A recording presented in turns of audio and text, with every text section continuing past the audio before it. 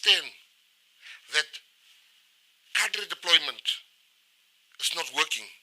We understand that there are more qualified people that can do the work. Hence, you would never find us on our list. 10 years ago, before the ministerial suit, before the national stage, Gayton McKenzie was just another man on Twitter.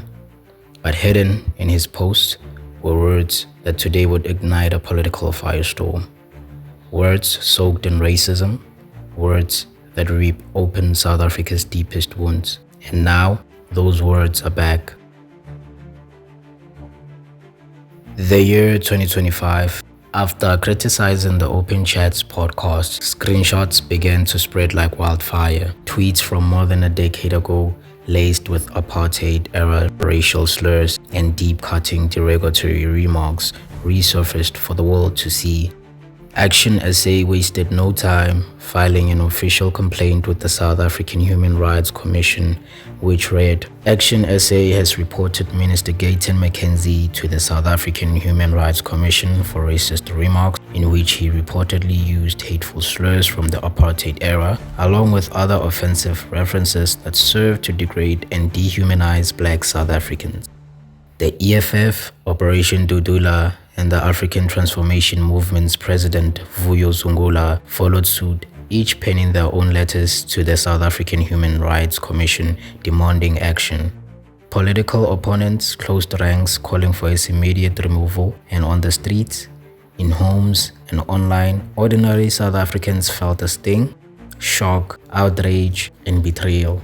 McKenzie didn't deny the tweet. Instead, he defended himself, insisting he has always fought for black and colored communities. Me to be using the K word and to be racist. Are you saying that I hate my mother? Are you saying I hate... I don't get emotional. Are you saying I hate Marang because I'm a godfather to Marang? Are you saying that I hate my godchild? Are you saying I hate Kenny Kunene?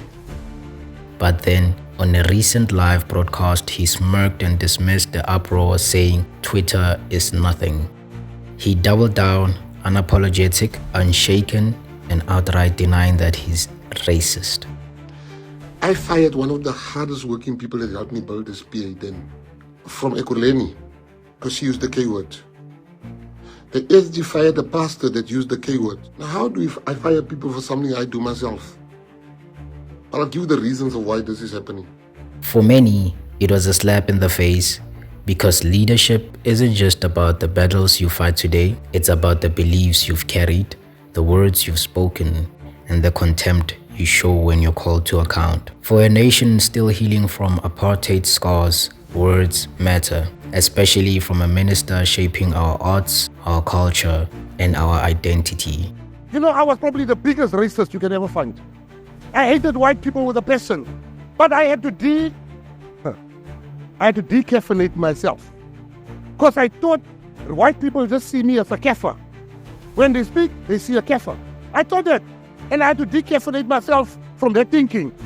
There's a guy called Mampincha. You must know him. His wife's name is Babe Sodumo. He was an artist, big nas. When he died, the government jumped like popcorn to bury him. And they rightly said, many people are going to come to the funeral. It will be a burden on the family.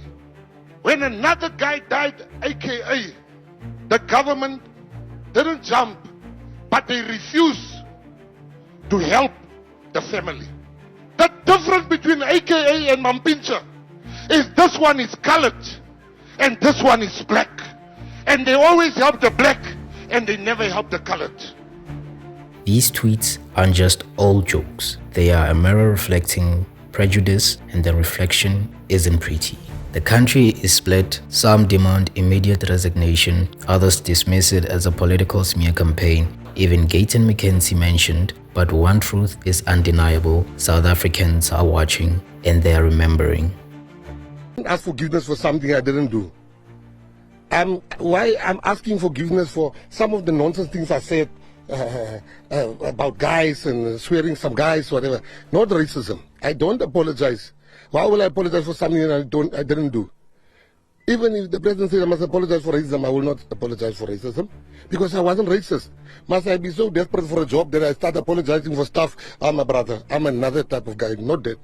What? It should definitely have an impact. I mean, what he's said, and I've looked at every single tweet over the last year, in fact, going back several years, it's clearly racist. It's clearly unacceptable. It clearly, I think, it basically makes it clear that he is someone who is acceptable as a minister, as someone, as a public figure.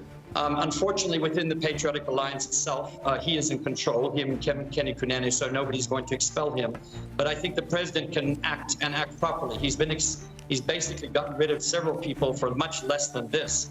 And it's something that I think most South Africans, if they look at it honestly, would realize that this is something that we cannot accept right now. It doesn't matter who you are. It doesn't matter what color you are.